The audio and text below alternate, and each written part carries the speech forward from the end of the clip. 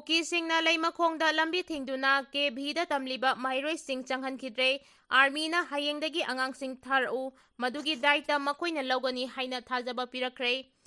Kotugi lamjing makhada kangpokpi phauduna chaliba national highway amadi interstate roading hangdokadabani haina Kuki singna sangsilakba khongjangi manungchana ngasi Imphal West ki leimakhongda leiba Kendriya Vidyalaya KV da tamliba mahiroi sing lambi thingduna changhalakidre Thaudok asina maram oiraga mafam asida chauna irang thokre adubu leimakhong army gi maikeidagi mama mapa oiba singna angang school tharau makoibu asoengam tho handanabagi daita pumba army na logani haina thajaba pirakre adubu Assam Rifles ki maikeidagi di Kuki singi misangda blockade hando hangadabani adubu Assam Rifles ki maikeidagi di Kuki singi misangda blockade handoknabagi wafam miyamda khangalakre hairi Pao asina makhatana hairibadi ngarang numidang su yamlaba Kuki singna Imphal West District lonariba leimakhong singmangda leiba buffer zone adu namkhairaga kanto saba lomda sangsilaknaba honabadagi chauna irang thokre Kuki sing adu leimakhong singmang yoramdaida security na tear gas amasung mogbhom sing katuna tankhaikraba matung ngasi makhatana leimakhong army camp mayanakna leiba ex-army colony gi Hajin famda yamlaba Kuki singna lambi thatuna leimakhongda leiba Kendriya Vidyalaya da mahai tamliba angang sing changhalakidrei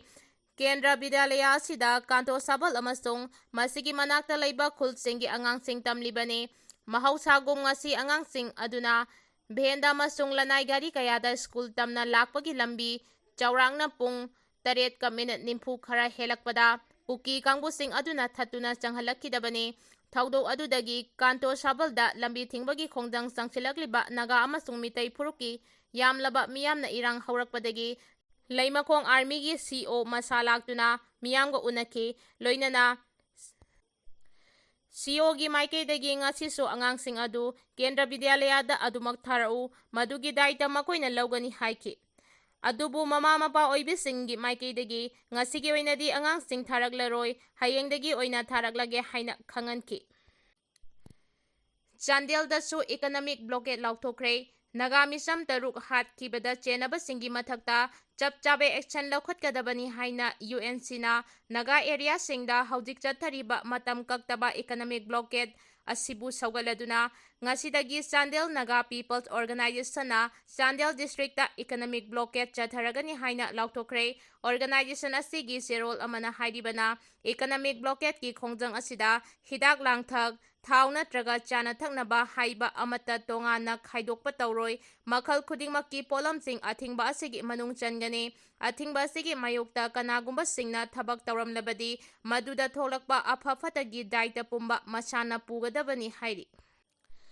Security Force na state terrorism thingbagi mahutta terrorist singi maikeida tongsinduna state terrorism promote tawduna leire haina Sanjoy Sorokhaibamna phongdorakre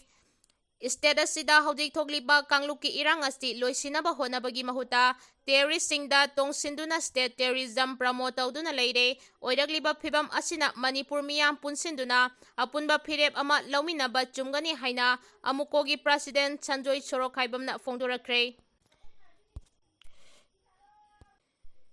Loop mangana sinduna pangthokiba wakan mifam aduda leibagasi khangenpham yaure potha duna khongjang sangsinbagi mahun hayengdagi khongjang sangsinba haurase Government of India na lamdamasida proxy force sijinaduna chathariba proxy warasi khudakta lepkadabane state terrorism khudakta lepu Manipur miyamgi hingnabagi hak Government of India na khongoinaba yaroi Manipurda hojik deploy tawriba mathau masak khangraba central forcing Manipurdagi lauthokadabani haiba yauna tongan-tonganba demand kaya tawduna Kwa Kaithal Bazar da pangthokiba wakat mifam aduga mari leinana Sorokhaibam Sanjoyna makhatana haikibada English singani kulhumdoi gi May 3 hauduna Kuki singna mitai singi mathakta chathariba lanase Government of India gi proxy war gi saruk amane suama song nansuda leiriba Kuki militant sing proxy force ama oina sijinaduna chatharagliba lan asida miyoi kaya ama thawai mangkhre yuma masung lanthum kaya ama ngata thokre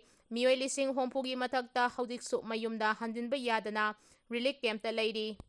Chahi ahum helaba irang asi haudik fauba state amasung center laingakna loisinaba mayek thokpa thausil amata paikhatpa udre madugi mahuta irang laksinabagi mingda masing yamlaba central forcing thajilaktuna Manipur asi lanfam amagum onthoragli miot minay kaya asi chathari tangdu leitaba handilaknabani haiduna thamliba central forcing asina chahi ahum helaba fauba lamdamasida tangdu leitaba purakpa ngamdre Makoi leina leina mioi kaya phaduna pukhraga sina fangkhre makoi leina yum kaya amasu mai thakre madudagi hendoktuna state terrorism thingmagi mahuta makoina oina terrorist singi maikeida tongsinduna terrorism promote tawduna leire haina fongdokhi